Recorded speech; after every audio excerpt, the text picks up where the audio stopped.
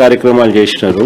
ఎవరైతే certificate verification చేస్తారో sir, ఆ తర్వాత వాళ్ళు ఉద్యోగాలు ఇచ్చేసిన తర్వాత ఆ సర్టిఫికేట్ మళ్ళీ జీవో అది క్యాన్సిల్ చేసి ఇప్పుడు మళ్ళీ ఎగ్జామ్ అంతా రాయాలా అని చెప్పి అంటున్నారు. ఫస్ట్ ఏమో ఒక జీవో ఇచ్చినారు, వీళ్ళు ఎలాంటి ఎగ్జామ్ కు రాయాల్సిన అవసరం లేదు, వీళ్ళకు ఎగ్జామ్ రాయాల్సిన అవసరం లేకుండా కేవలం వీళ్ళ సర్టిఫికెట్ల ఆధారంగానే మేము అపాయింట్మెంట్ ఇస్తాము అని చెప్పి తర్వాత వాళ్ళు ఇష్టం వచ్చినట్టుగా ఆ కార్యక్రమాన్ని చేసినారు. నువ్వు సర్టిఫికెట్ల ఆధారంగా నువ్వు ఇంకా బలమైన సర్టిఫికెట్ పెట్టినా నీకు ఉద్యోగం ఇవ్వలేదు. చేసుకున్న తర్వాత మళ్ళీ వెంటనే మళ్ళీ ఇంకో జీవో మళ్ళీ మార్పు చేసేసి ఇప్పుడు మళ్ళీ మీకు కూడా ఎగ్జామ్ పెట్టాలి, మళ్ళీ దీనికి కూడా ఎగ్జామ్ రాస్తేనే ఎగ్జామ్ పాస్ అయితేనే అని మళ్ళీ తీసుకొచ్చినారు. ఎవరికి మీరు చేసేందుకు ఫస్ట్ జీవో తీసుకొచ్చినారు.